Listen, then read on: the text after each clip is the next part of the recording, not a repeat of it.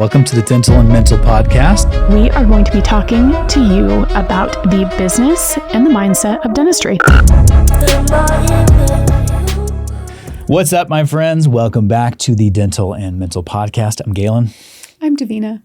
And we are here to talk about... We're just catching up today. We thought catching the people up. Yeah, we just thought that this would be a different episode. We always talk about a lot of stuff on this podcast, and then we never circle back to like whatever happened to that. You know what I mean? What do we actually end up doing with that promise or idea? Yeah. Not even that. Like we'll just start conversations with the people, and then it's like, hey, how did that thing ever go? Like, no, I like this because we talk about dentistry all the time and mindset and things like that. Which obviously we're in that field, but there's a lot of other things in life. Yeah, today's just going to be a fun chit chat.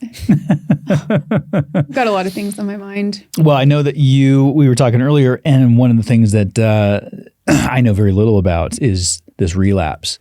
You want to tell the people about this relapse? Yeah. So, okay, on one of the podcasts, I stated very firmly all of my boundaries around my no-buy. The no-buy. You might have to refresh people's memory on what the no-buy list was. What's a no-buy list? Okay, we know a no-fly list. But what's the no-buy list? A no-buy are some rules that I have given myself and some parameters because I want to bring less stuff into our home, into my head, into my mind, into my awareness, and I want to narrow my focus.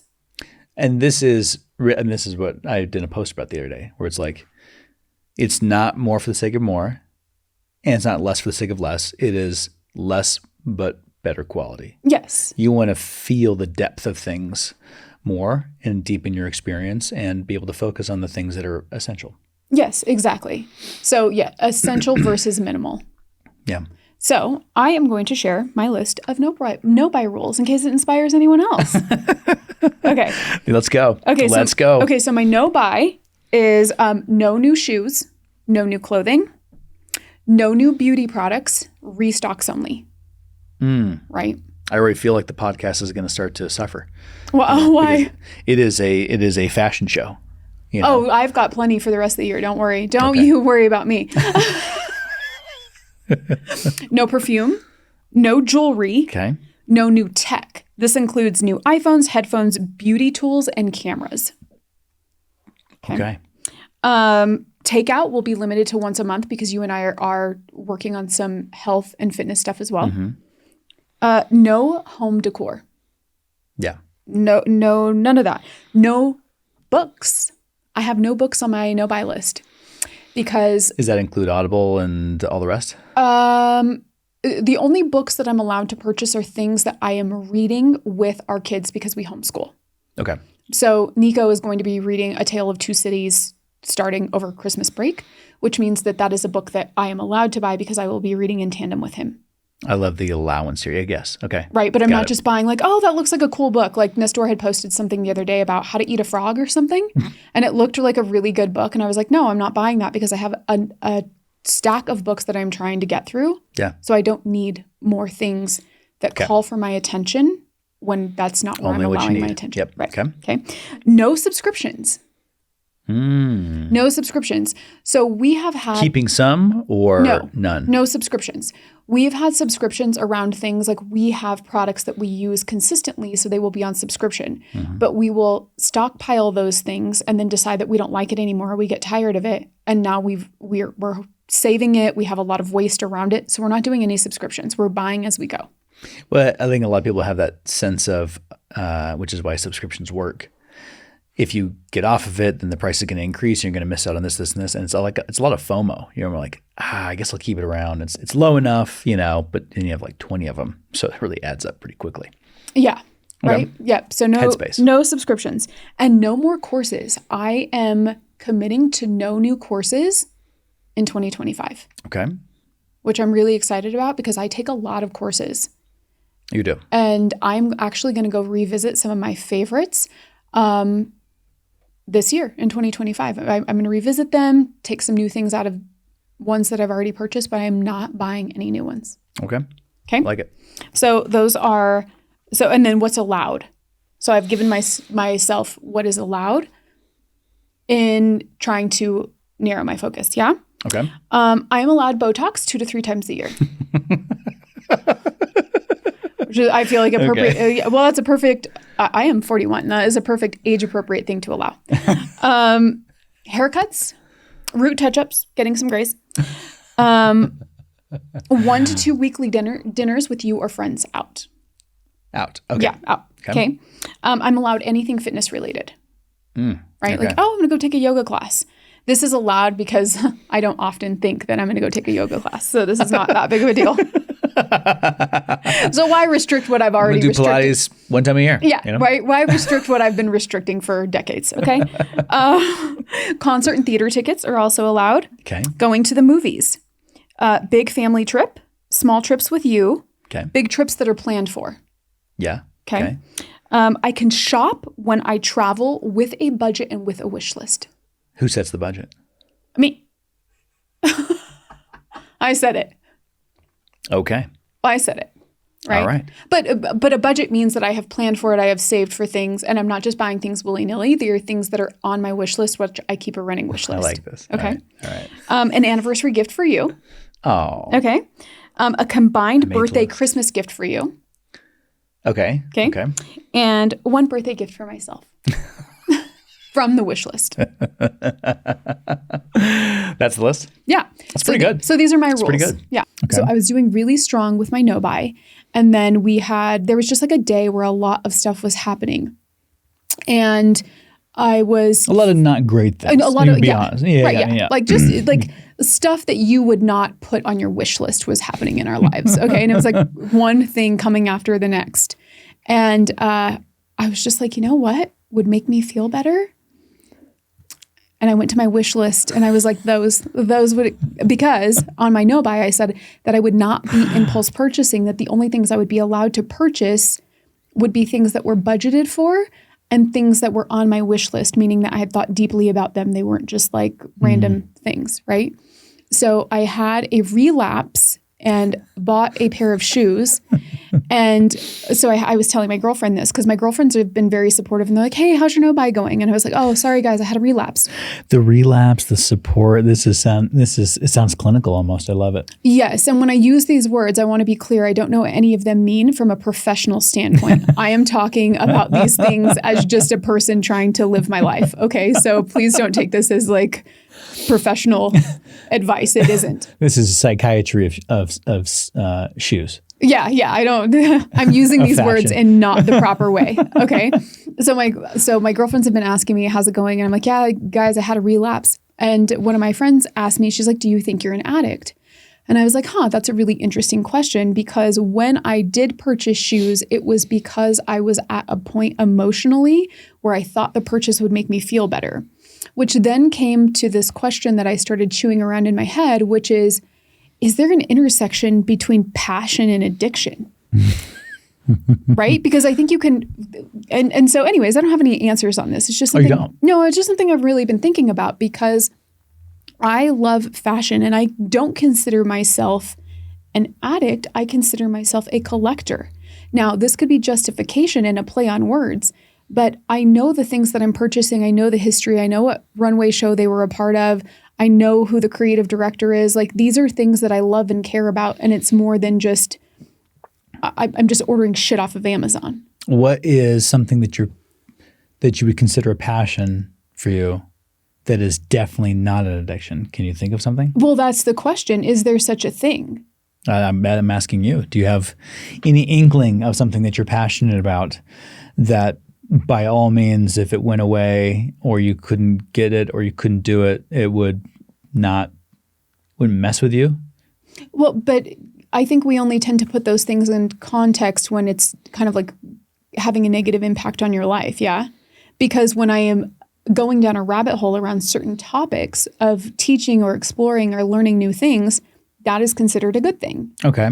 Right? If you can take that new knowledge and implement it and do something with it. But I guess then maybe your passion for knowledge could turn into some form of addiction when you're just doing it and it's costing you a lot of money. There's no ROI on it and it's compulsive behavior that you can't stop.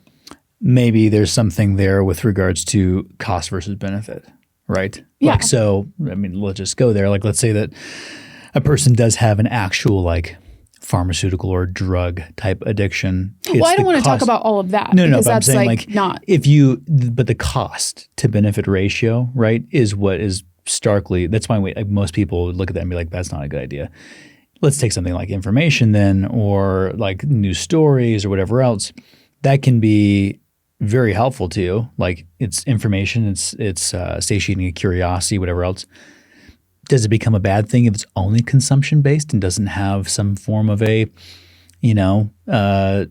A benefit that in the real world? Like that's a interesting question because maybe you can just learn to learn. Well, can you? Well, this is why I've been thinking about this a lot because I think it's really interesting. Now take something that isn't right because it's easy to justify overlearning, right? But what about something that's less easy to justify like gambling? Okay. Can you be a gambling hobbyist versus an addict? Right? Dylan and I actually had this conversation on the way to the airport. Dylan, do you remember this conversation? We were talking about substance abuse, but we were talking about can it be a hobby? Like gambling, right? Like so could gambling.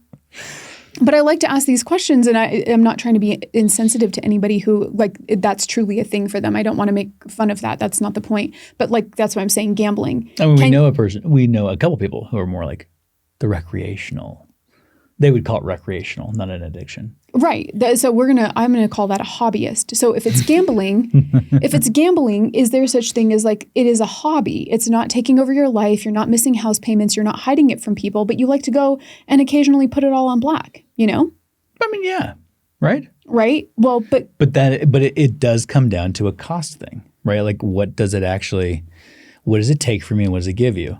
If it gives you fun and the cost is not too crazy, it can probably be a hobby. But if it's something that you have to consistently do, then isn't at some point an addiction going to take more from you than you're willing to give? Well, the question that I've been asking is, does it matter what your emotional state is while you're engaging in the thing? Does that then make it destructive? Right? So you're not just like, you know what? Hey, I'm really in the mood to go to the casino. I think I'm going to go do that for a fun thing. But you are emotionally like down, right? You're like down. Yeah, you're down. You have a hard day and you need some shoes. Right. You're down bad that day. And so you go to the casino for a change in your emotional state. Does that lean more toward a negative behavior and you can no longer classify it as being a hobby? It is an interesting question because I think my gut instinct would be to say if you need something external to bring catharsis to the way that you feel, right? A negative way that you feel, and you're trying to escape it. It can very easily lead to escapism. I know, right? but nobody would bat an eye if I went for a run. Right? Everyone would be like, good for you taking charge of your emotional state and doing something positive to change it. Well, yes, but instead of a run, I chose boots. Bet you can't run in. I get it. You don't know. I think I could run in these. That leather is quite boots look flexible. Like they're made for walking. No, that leather. Maybe some talking actually. That leather's pretty soft. I think boots. it would just really cruise. It's an interesting question. I don't know. I mean, there have been conversations around this, multiple podcasts where it is the idea of like, are there addictions that we see as positive, but they're still addictions, right? Where like an easy one is to be addicted to the need for something new, just in general, right? Yeah. And so shifting from one thing to the next can look like growth, but is it really growth, right? Or are you just kind of looking for the next distraction? Or it could be work, an addiction to work, and you're constantly trying to push yourself and succeed and this and the other, but I mean, again, I go back to like cost, like if you have a family or if you have other obligations and work or your health is starting to suffer because you're so addicted to that thing. I mean, yeah, you could argue that it's not a good thing anymore. I don't know. Right. When does that start to happen? That's tough. Do you remember when we went to Belize?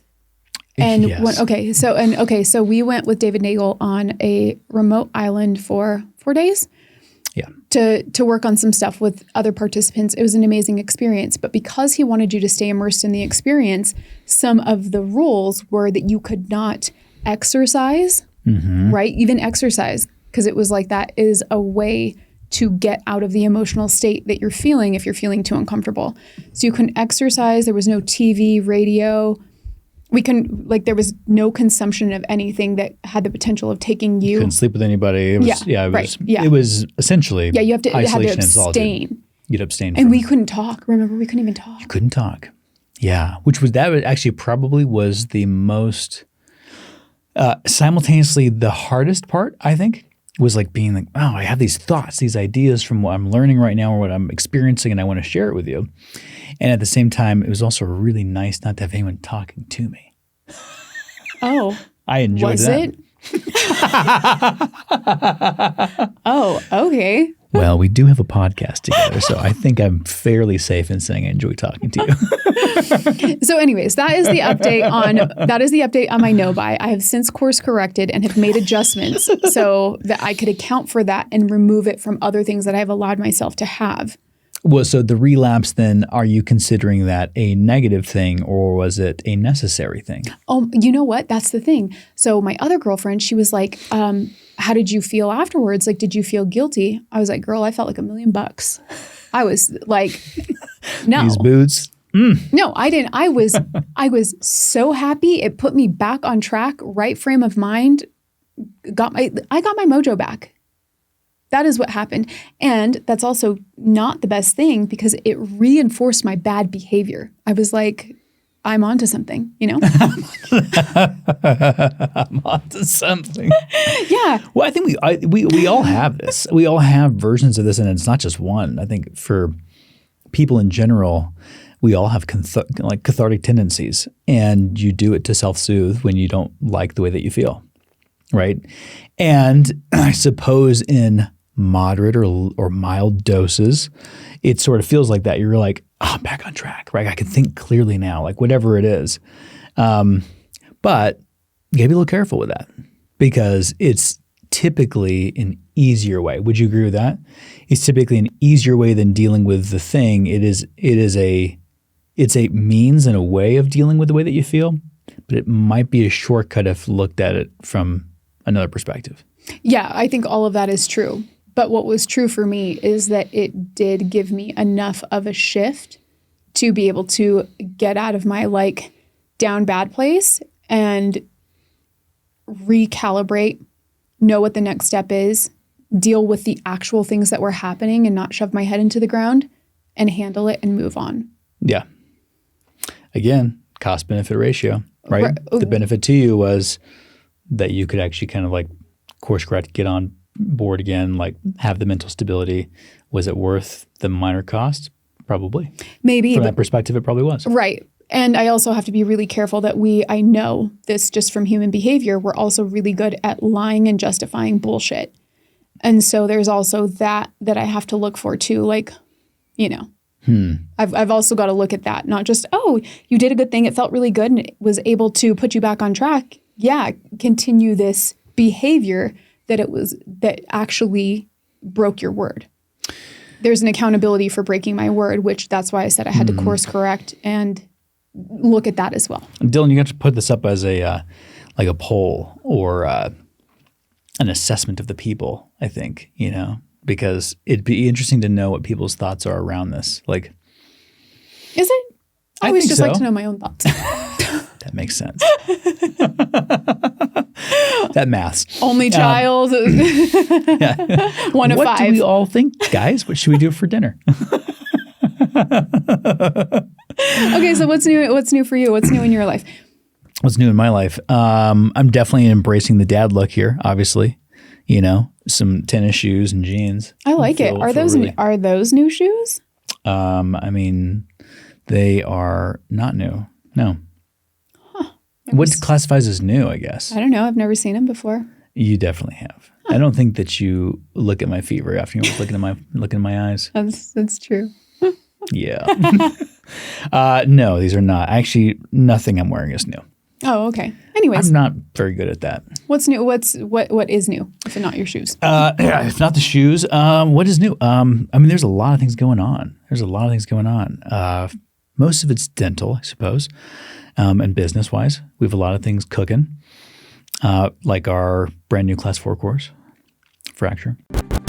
Why are dentists stuck watching CE that looks like it was made in 1995? I have lectured from every stage you can possibly imagine. We have created virtual courses around this, and this is the amalgamation of 12 years of practice wrapped into one single course. Not only is it all that you'd ever want to know, but it's also what to charge, how to increase your fees, how to market it, how to photograph it. Fracture is the masterclass that is an homage to the technique that transformed my life and career, that took me from $50 an hour in juvie to a $5 million fee-for-service practice. When you see the price for this course, your jaw should drop. It costs more actually to buy probably a carpal or two of composite to do the class 4 than it does to actually learn everything I just described and so much more. This course, as you can tell, I have tremendous passion and excitement for. Join Fracture today.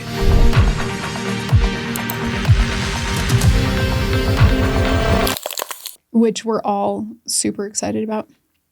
You know what? All right, let me ask you this. What are you most excited about it? So it's something that we've never done. It's a price point that we've never done before. Correct. So I'm meaning very low. Yes, it's very low. We've never sold anything at this price point. So I'm really excited about that in conjunction with it's so gorgeous. It is beautiful. It is a beautiful course. Unlike anything that I've ever seen, it's so beautiful. And why I'm excited about that is because you know that I like to go on social media. And this course feels very relevant to a new generation. It feels fresh. It feels cool. It feels innovative. And I think we've always done that as a company. But this feels relevant to a new generation. Yeah. Yeah. Completely agree with that. So I just feel like, I just feel very TikTok. I feel, okay, let's just be clear. Buy Instagram, what's up TikTok? Okay, I think Facebook generally, take this for what, if you have a problem with it, I don't care. Like the people, put yourself in the category that you belong. Facebook, I think, is for losers. I am not on Facebook. You are not on Facebook. Nobody that I know, like, or respect is on Facebook. And if they are, I'm not on there, so I wouldn't know. So whatever. Okay. Facebook to me is like a dead ghost town where you go and look for your high school exes. Okay. Reconnecting and rekindling. And when I was on Facebook, I always felt like all the doctors that were on there were all complainers. I do think that's true. I mean, I got off of Facebook. When did we get? We both got off about the same time, but it was 5 years ago. Yeah, it was like 2000, easily 18 or 19. Maybe. Yeah, I think we did. I think we had Thrive 1 year, and then we were like, bye, Facebook. Yeah. Yeah. Instagram, I think, is a kind of cool place, but I also think it's a place for your alternative identity. Like everything needs to look, it's like, right, it's an aesthetic platform. So everything needs to look really beautiful. You have to put your best foot forward. So I think that there is a tendency for Instagram to feel just a bit fake. It's just not that real. Instagram is more art, and I feel like TikTok's more chaos. TikTok is chaos. And I shouldn't say that. Dylan and I were talking about this because Dylan is significantly younger than you and I. Easy. Okay. Easy. Like he's younger, he's cooler. He's got better hair. Yes, he has better fashion. Yeah. I understand these things. He's younger and cooler than we are. But I said TikTok to me is the blend of what Instagram used to be before it went meta and what YouTube is. So it's like a lot of creators who are who give of their expertise or something they know or their hacks. Like I think they're really generous that way. I think that there is a raw component where people are a lot more honest than or maybe back in like the first Instagram days, where I think people were maybe more honest. I mean, was that a thing? I don't know if that really ever was. For as long as I've been on Instagram, I've always felt like it's more of a approach to life. Yeah, maybe. Kind of always. Because it was always very visual. That's true. That's the point of it, right? Versus the little bit of TikTok that I don't have TikTok because I'm not cool. But if I did have TikTok, and from what I've seen that you show me and Dylan and all the rest, it's just, I mean, it's kind of messy.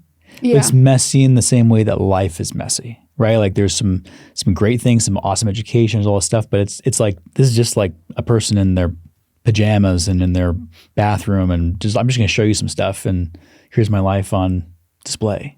Kind of, right? Sometimes, but they also like like if people know things, they're really willing to share it. That's what I'm saying, the education side. It's like, Yeah. So I love that because that's the thing that I always really loved about YouTube, where you're like, oh my gosh, I have a leak in my bathroom sink. How do I fix it? And some dad made a tutorial off of it like it's not being monetized, right? He's like, let me show you how to turn this off. And you're like, thank you so much for taking the time out to record this video and saving me a bunch of hassle and headache. Yeah. I just always thought that the generosity of YouTube was really cool. Yeah.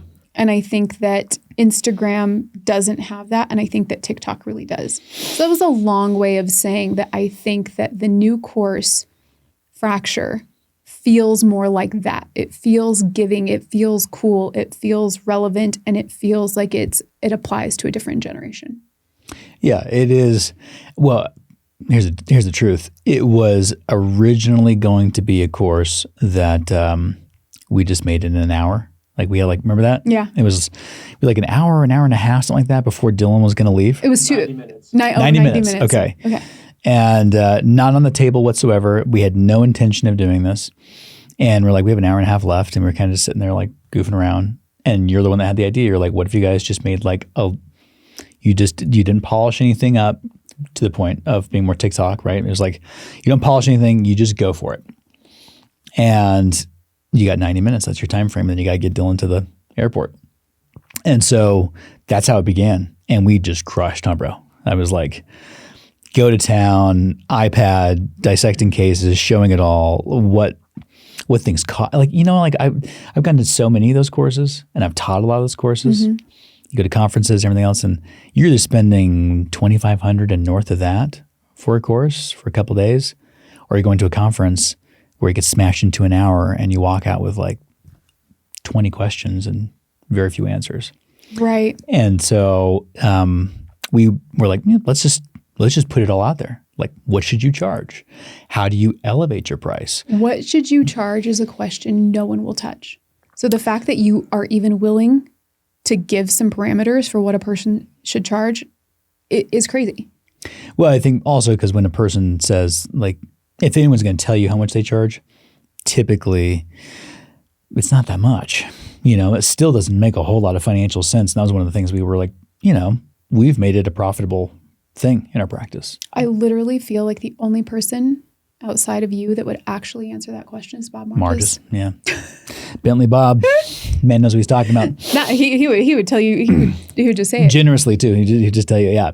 No, so it's that kind of stuff. It's the things that matter to all of us that, graduated from dental school and strapped in debt. Yeah.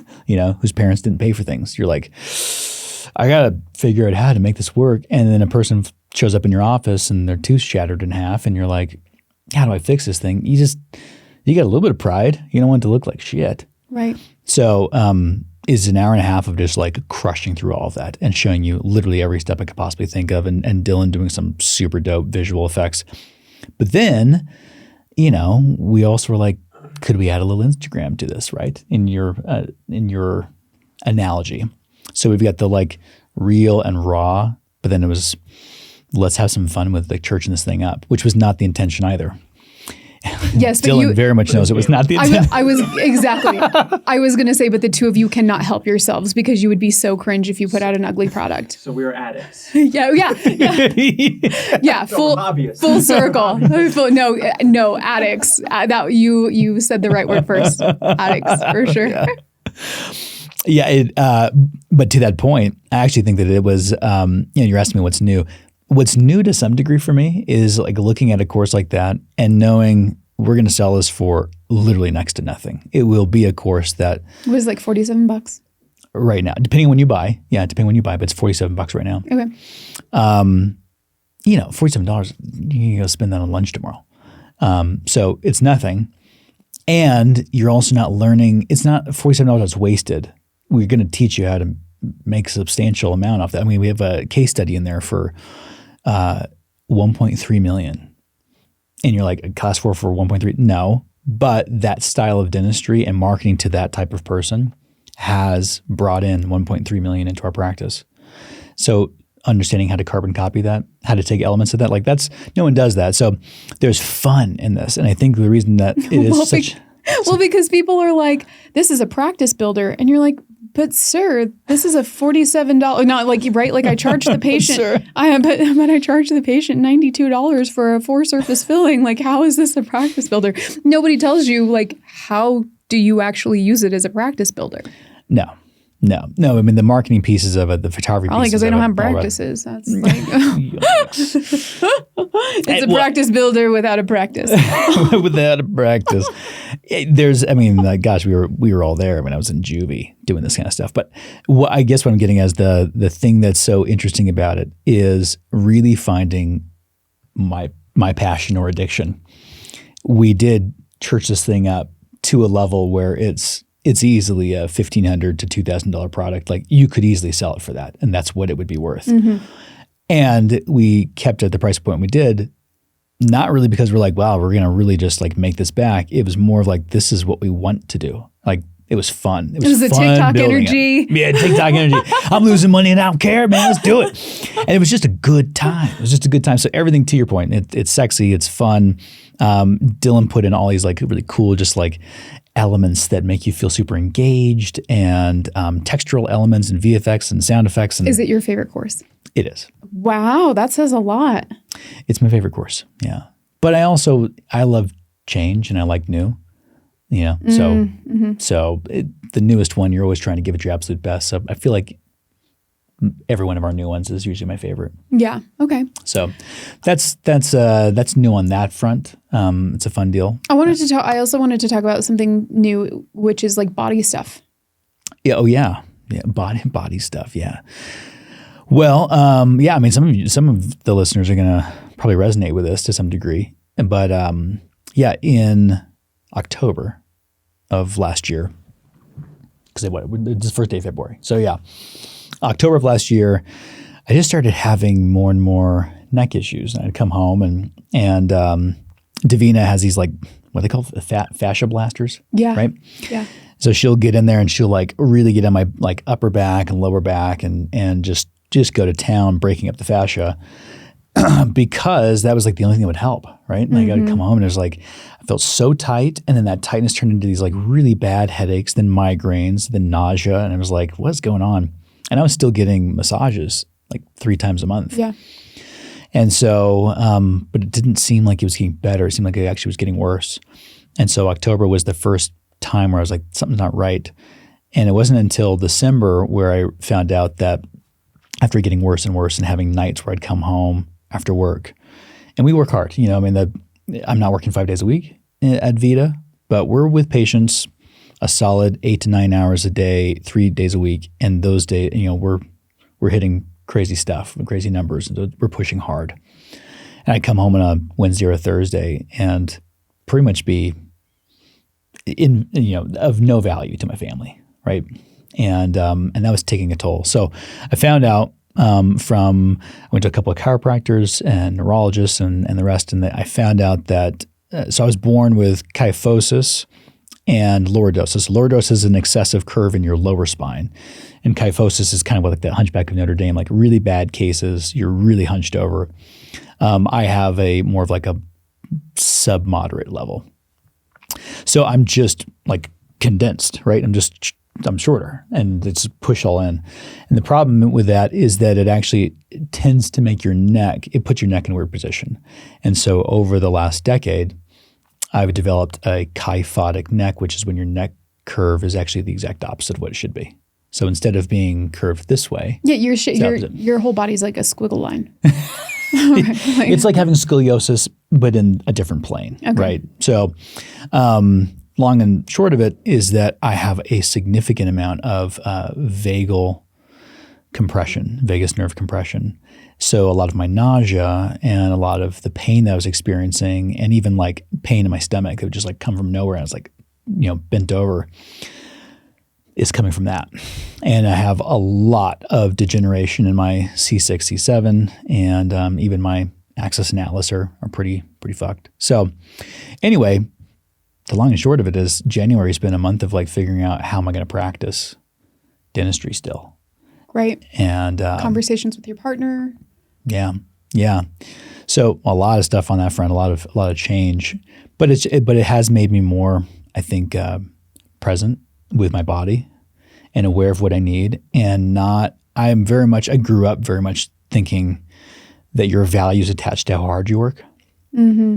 And you know that. Right. And I think I've learned a lot from you, even kind of, we can talk about this at some point in time, but like really you as being somewhat of a consistent coach for me. Like you're always there to give me feedback and to give me insight into me. And hopefully I listen to that more than I don't. But one of the things I've learned from you is that is not where value comes from. And that's been a really hard rewiring for me. This has forced me to really look at that and say, well, I'm going to have to find value some other place because I can't work like I used to. So either going to look at myself as being of no value, or I'm going to find it somewhere else. Just from like a personal perspective, like how you are. Yeah. Yeah. Yeah. I just can't, I can't put in, I thought I wasn't going to be able to produce at the same level either, which has actually turned out to be not true. Shockingly, we've condensed my schedule from an 8 to 9 hour day into really a 4-hour day. And I'm just as productive because the team, shout out to my team, my assistants and front desk, but just doing such a good job of putting the right people there and giving me the time to have those conversations and achieve great case acceptance. Yeah. So I do think it's possible to do some pretty wild things with constraint, but you have to have that attitude and you have to have the right people around you. You know, people like you and Dylan and my team. Right. And we can talk about that in a future episode, but I think because we've had a lot of things that you would look at, in January, we've had a lot of things that you could look at and, people would be like, oh, I'm so sorry that you're going through all these things, right? Or whatever it is. But you and I just don't think that way. And not to say that, right? Like not to say that you don't have moments of being down. That's not right. Of course. That's how I broke my no-buy. Full circle. Right. But coming back to what you know is true, which is these things that look like they're not good things have good things in them, and it is our job to find them. You and I have talked to clients about this because we've gone through it. We've experienced it. And it is a lot more socially acceptable to complain than it is to talk about your wins and successes, right? Oh, yeah. And those wins and successes don't even have to necessarily be like, oh man, I had the biggest month in sales, or, my family's just, they're all doing so great. It can sometimes be that you just don't give in to the perception that life is terrible, even when it looks like that from the outside in, right? And so I think January was one of those where it was interesting. You and I had little blips, our relapses, if you want to call them that. But for the most part, we've kept a pretty positive attitude about it. And the weird part for me is people asking about it and feeling really bad for us, and me kind of feeling awkward when they do, because I'm like, it's just life. Like, this is what God put on our plate right now. Right. And I'm okay with that. Like, I trust him to give me what I need and what I can handle and who I need to be. So I don't feel bad for myself, Right. Yeah, absolutely. But then at the same time, like, that is nice. It's nice that people do feel bad for you and then they're trying to help. It'd be weird if they didn't. At the same they're time, like, man, that sounds like a great blessing, dog. You're like, shut up. Right. But you know what? I don't want the sympathy, but if you want to bring over soup or something, that's cool. You want to bring over like an ice pack? Like, I'm into it. Right. I always take me to my Cairo. Exactly. And it's just something that I noticed because I am more mindful to try and do that for other people instead of being like, oh, just give out sympathy. You're like, don't just give out sympathy. Give out a sandwich or, an offer to help out with something or whatever. Like, if you really give a shit. If not, then just say, oh, okay, whatever, and move on, But it's the whole, like someone's starving and hungry and knocks on your door and you're like, oh, well, I'll pray for you. Thank you. Yeah, but like a sandwich would have been would have better to be like, come on in and give me a piece of bread. Yeah, right. So yeah, any lobster rolls in here? That'd be great. Yeah. Any lobster rolls in here? If we're asking. It's been an interesting year, right? It has been interesting, but I've liked how we've done it so far. And I think you and I have also kind of gotten a little more of an edge to us about some of it too, where it's like, well, I'm not going to deal. And I think that people who get it. So going back to us talking about going on our private island with David. Yeah. We won't tell the story now, but it was the worst situation after the worst situation for us to get there. It was the worst travel story Like that I've ever heard, actually. I mean, we've told people and people are like, I've had some bad ones. That was bad. Right. It was so bad. And just the shortened version, we end up arriving on the island with absolutely no clothes. We got there the day David had pushed back his teaching because we were like, we are coming there. We are going to get there on a bus. So we arrive with no clothes, no money, No sleep. no nothing. And we get there and he's like, okay, we'll get showered up and come to the teaching. We had no clothes on. So you and I show up to the teaching in robes. Just walk in and we're like, It was a good police breeze. yeah, exactly. I remember that breeze. No, I do. I could feel it still. but we were there with our two best friends, Yes. and she was like, "Oh my gosh, I'm so jealous that you had all these horrific obstacles that you had to overcome like, to what get through." What are you talking about? Yeah, and she's like, "It just means that you're gonna have a bigger breakthrough here than me." And I was like, "That is why she's just amazing." She's an animal. Right, I because love it. yeah, we got there and she was like, man, like what you're going to come through on the other side, like your life is going to be so crazy. And like our plane just arrived and I got a Mai Tai, like this sucks. First class and I got here and I was like, you know what? You know what I'm grateful for, Sarah? You can't talk to me for the next 4 days. I was not grateful for that. I love her to feel my ears. I don't want to hear this anymore. I don't want to hear your perspective might be accurate, but I don't like it. Oh my gosh. Right. So all of that to say, there are going to be those people in your corner that are like, yeah, get it, go for it. You're going to level up even quicker because you have stuff to overcome. Yeah. 100%. Yeah. Yeah. Good stuff. Good stuff. It was a good little Like a catch up. Yeah. Just a little catch up, where we're at in life, what's going on, what's new. I've got another good one for you here, but I want to save it for the next podcast that we do. I got some questions for you. All right, perfect. All right, guys, we'll see you in the next episode. Thank you for listening and or watching the Dental and Mental podcast. If you enjoyed this episode or any others for that matter, feel free to tap that subscribe button on YouTube, Apple, Amazon, as well as Spotify. While you're there, why not leave us a review up to 5 stars? And if you're on YouTube, go ahead and leave us a comment. Let us know what topic you want us to discuss next. If you like what you heard today and you want to be involved in the Thrive world from coaching to courses or just to connect with us, go to thethrivedentist.com.